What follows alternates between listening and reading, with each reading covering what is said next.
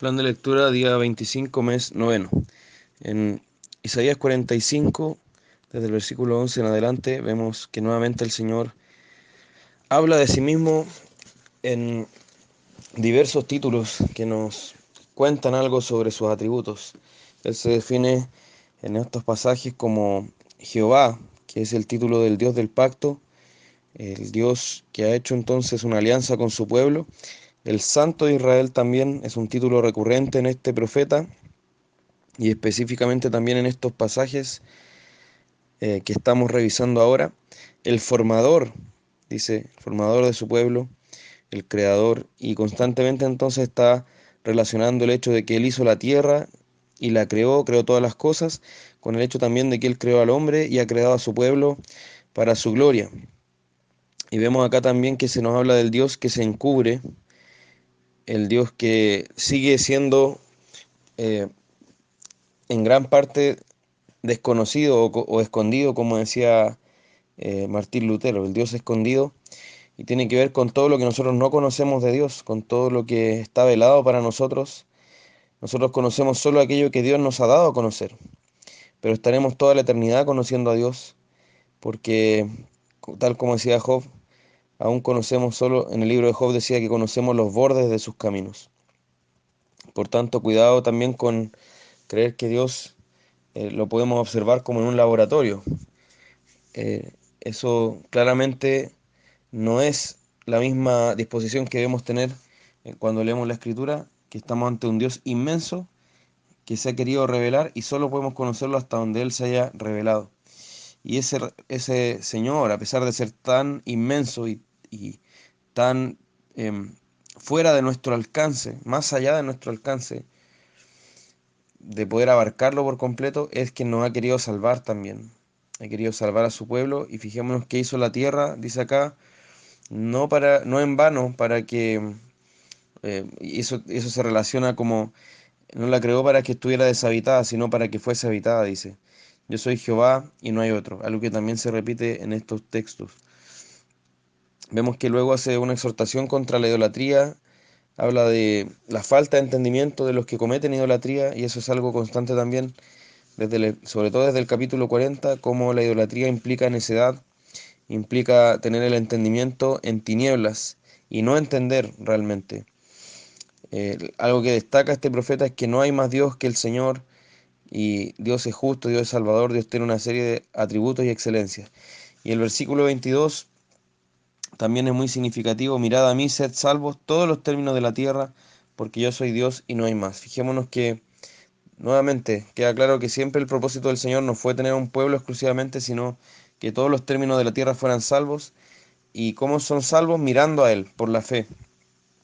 Y vemos que entonces toda rodilla y toda lengua se terminará doblando delante del Señor, y eso también nos lo dice Filipenses capítulo 2, y es importante también ese capítulo porque nos habla de que esto ocurrirá respecto de Cristo. Y fijémonos que acá está hablando Jehová, por tanto es una prueba más de que Cristo es Dios, contra todos esos teólogos liberales que hoy lo niegan. Vemos también entonces que el capítulo 46 sigue desarrollando el argumento contra la idolatría, y una de las principales razones para rechazar la idolatría es que no se puede comparar a Dios con nada. Dios es único, nadie más es como Él es.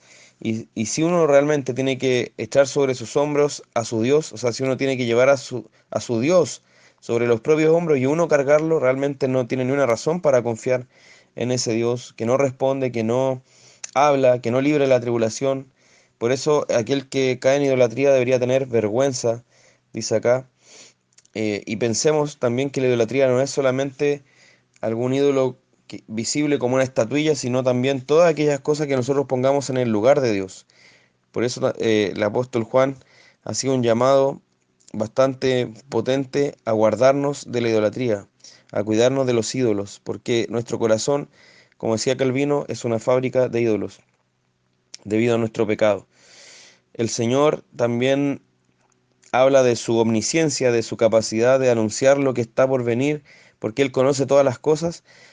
Habla de su omnisciencia como algo también que acredita su deidad y el hecho de que solo Él es Dios. Él se ha propuesto hacer algo y lo hará. Y Él puede conocer todo porque Él decretó todas las cosas. No es que Él haya hecho una investigación sobre el futuro y haya tenido que aprender sobre lo que iba a ocurrir, sino que Él sabe lo que va a ocurrir perfectamente porque Él lo decretó y Él entonces es soberano para cumplirlo también. Y veamos que Él ha querido poner su salvación y su gloria en su pueblo. Y por otra parte, tal como ha hecho eso, también ha juzgado a sus enemigos y constantemente vemos este contraste entonces entre juicio y redención. Y habla hacia su pueblo habla como redentor, como el Santo de Israel, y hacia sus enemigos habla como un vengador que va a decretar justicia y va a hacer justicia respecto de ellos. Y acá habla entonces de una serie de pecados que comete Babilonia, y una de las cosas que destaca es su soberbia y su autoconfianza. Se confía en su maldad pensando que nadie lo ve, que nadie lo juzgará, pero el Señor la juzgará ciertamente. Y recordemos que en Babilonia se representa todo el sistema humano de maldad, como después en Apocalipsis se, se hace esta alegoría y se toma Babilonia y se le presenta como la gran ramera, la madre de las abominaciones de la tierra, y en ella entonces se ve reflejada toda la maldad humana, todo el sistema de maldad humano que caerá a manos de Dios. Y luego en el capítulo 48 vemos cómo el Señor reprende a Israel, cómo lo reprende porque no invoca su nombre con sinceridad, no invoca su nombre de corazón, y ha sido duro de servicio, ha sido rebelde desde el vientre, y el Señor entonces va a reivindicar su nombre y va a ser glorificado también en su juicio de su propio pueblo, Israel, en este caso, el Israel nacional, debido a que su honra debía ser reconocida, la honra del Señor, y Israel no lo estaba honrando. Para eso es que el Señor lo había llamado como pueblo. Por tanto, ahora el pueblo del nuevo pacto, recordemos como iglesia que debemos honrar a nuestro Señor. Para eso existimos, para anunciar las virtudes de aquel que nos llamó de las tinieblas a su luz admirable. Por tanto, no perdamos nuestra misión. El Salmo 68 ya fue comentado en la primera parte de este plan. Proverbios 24, perdón, del 3 al 4, vemos que para edificar nuestra casa, nuestra familia, nuestro hogar, no basta por supuesto con los materiales de construcción físicos, sino que para edificarla espiritualmente y que sea una casa que resista los embates de las pruebas, debes edificarse con sabiduría y con prudencia. Y además habrá provisión si se administra con conocimiento, con ciencia, dice acá. Habrá buena administración entonces de lo que el Señor ha provisto. Debemos procurar estas cosas, debemos orar al Señor para que exista en nosotros sabiduría, prudencia y conocimiento para edificar nuestra casa, y recordando también que el principio de la sabiduría, digo, es el temor del Señor. Y luego en Efesios capítulo 4, del 1 al 16, vemos que el apóstol hace una fuerte exhortación a la unidad, estando ya desarrollaba el argumento que había venido haciendo desde antes de la salvación por fe, de la entrada de los gentiles a la salvación, del amor de Dios que nos ha salvado por gracia, de acuerdo a su propósito eterno, y entonces de nuestra unión con Cristo. Ya habiendo desarrollado ese argumento, nos dice que entonces nosotros andemos como es digno del llamado que se nos ha hecho. Esa es la exhortación clásica de las cartas apostólicas. Nos explica primero quién es Dios, qué es lo que ha hecho por nosotros, y luego nos llama entonces a andar como es digno de esa salvación que hemos recibido. Fijémonos que no es el llamado a primero ganarse el favor de Dios con nuestras obras para que así podamos recibir todas esas bendiciones y esa herencia, sino que dice, ya que hemos recibido esta salvación, entonces andemos como es digno de ella.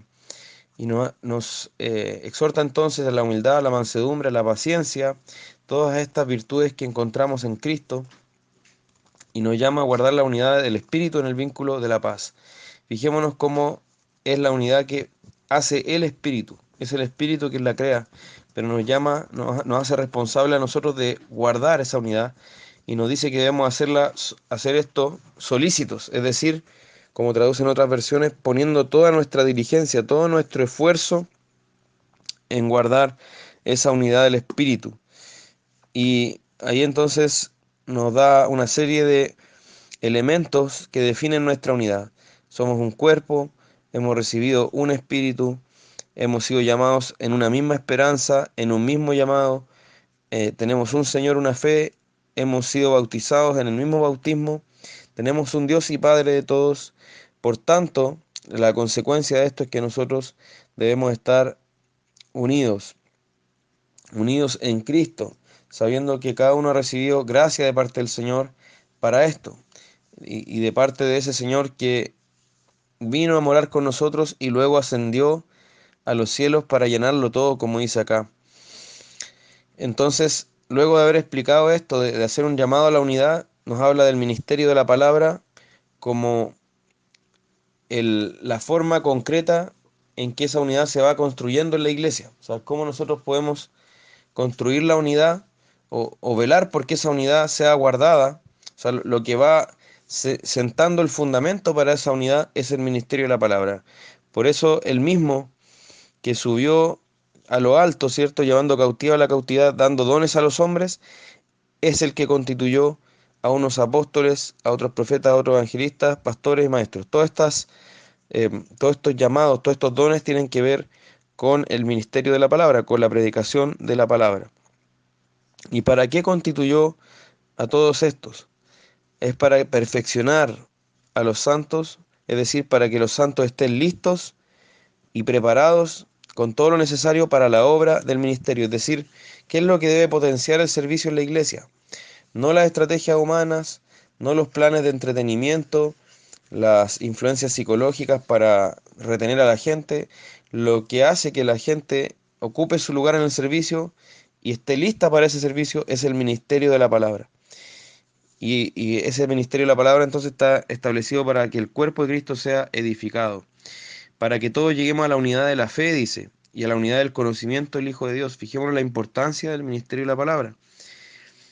¿Por qué también hay tantas denominaciones y tanta división en cuanto a las mismas iglesias, en cuanto a creencias? A veces hay iglesias donde adentro podemos encontrar creencias muy, muy diversas. Y eso es porque no hay un púlpito fuerte, no hay un ministerio de la palabra fuerte que está guiando a toda la iglesia hacia la unidad de la fe y del conocimiento del Hijo de Dios. Y haciendo esta obra del ministerio de la palabra es como también podemos llegar a la medida de un varón perfecto, a la estatura de la plenitud de Cristo, es decir, nos va llevando a la madurez. Por eso dice que para que no seamos niños fluctuantes, llevados por doquiera de todo viento de doctrina, para que no seamos influenciables, inmaduros en la fe, sino que seamos conforme a la estatura de la plenitud de Cristo, para que seamos maduros espiritualmente y lleguemos a ser a la medida de nuestro Maestro, para que vayamos creciendo progresivamente en esa palabra, en esa voluntad del Señor, y así podamos imitar a Cristo, siguiendo la verdad en amor, dice acá, y para que crezcamos así en todo aquel que es la cabeza, dice, esto es en Cristo, es decir, el Señor es quien nos da el crecimiento de la cabeza que es Cristo, viene esa fuerza y ese crecimiento, ese poder hacia nosotros que somos su cuerpo, pero cómo se derrama esto también concretamente es a través de la predicación de la palabra, y así entonces todo el cuerpo, bien concertado, dice, unido entre sí por las coyunturas, que se ayudan mutuamente según la actividad propia de cada miembro ahí ya ejerciendo su servicio, su don, en línea con este ministerio de la palabra, entonces recibe su crecimiento el cuerpo entero para ir edificándose en amor. Entonces, fijémonos cómo la Escritura establece una prioridad clara del ministerio de la palabra para que así todos los demás dones, todos los demás servicios, todos los demás ministerios puedan tener su lugar con cada miembro sirviendo allí donde el Señor lo ha llamado a servir. Respetemos entonces ese orden, esa prioridad, porque es la palabra de Dios claramente la que nos dice cuál es la voluntad de Dios para la iglesia y cómo entonces debemos honrarle en este mundo. Señor le bendiga.